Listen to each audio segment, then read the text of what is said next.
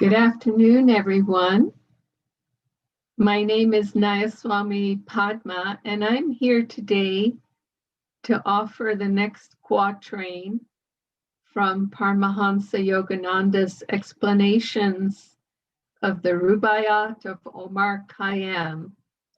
And first, I'm going to play the quatrain. Hang on.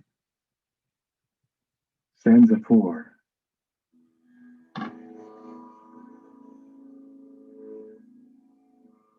Now the new year, reviving old desires, the thoughtful soul to solitude retires, where the white hand of Moses on the bough puts out and Jesus from the groundless spire. Paraphrase. Now in my new life of spiritual questing, long suppressed desires for soul wisdom have revived. Thoughtfully, with the discrimination born of introspection, my mind withdraws to inner solitude and silence, where Moses in his purity touched the tree of life, and where Jesus ascended in divine wakefulness to the light of wisdom from beneath the soil of delusion.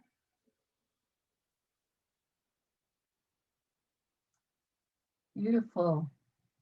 It is so helpful to have these quatrains explained by Yogananda. I confess I probably would never have understood what the quatrain was actually saying, and even now I'm understanding it partly with my mind, but also partly from experience, because as he describes the expanded meaning of this quatrain, I realize, and I'm sure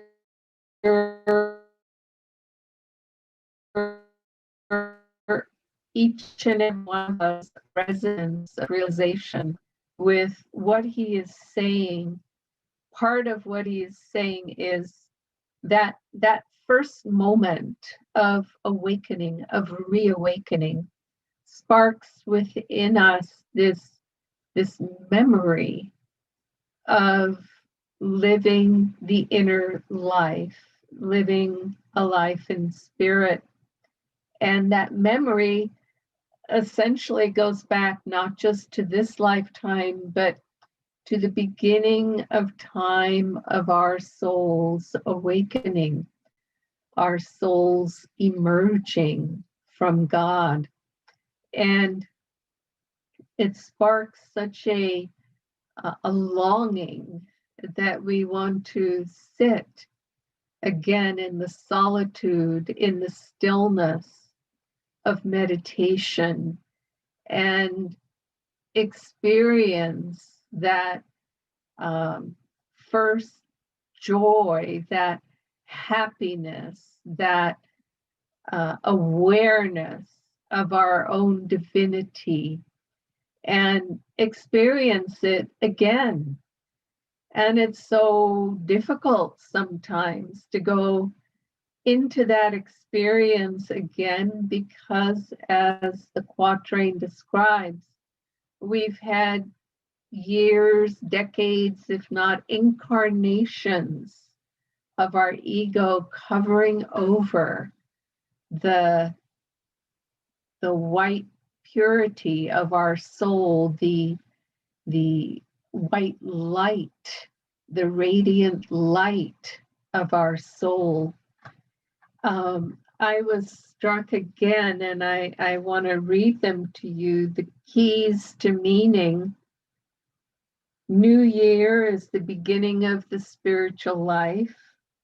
Old desires are the age-old longing of the soul for perfect wisdom in God. I mean, it would be easy to think about lots of other kinds of old desires, but that is his meaning in this quatrain. The thoughtful soul, one who reasons discriminately, meaning with discernment. In other words, reason and feeling in balance. Intuition is what he's describing there. Solitude, the inner solitude of silence, where great souls like Moses and Jesus revived from the tomb of ignorance by the life-giving breath of immortality, found divine emancipation. What a poetic way of describing that. The white hand is the touch of purity, the bough, the tree of life, the trunk of which is deep in the spine.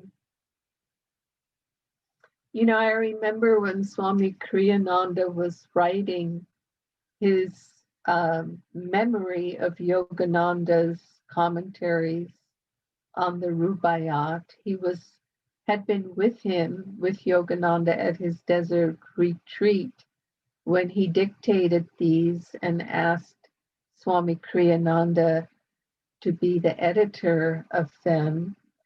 And I remember when Kriyananda finally put this book together after many decades, when he realized he was probably never going to get his hands on that original manuscript again. And that's an entire other story.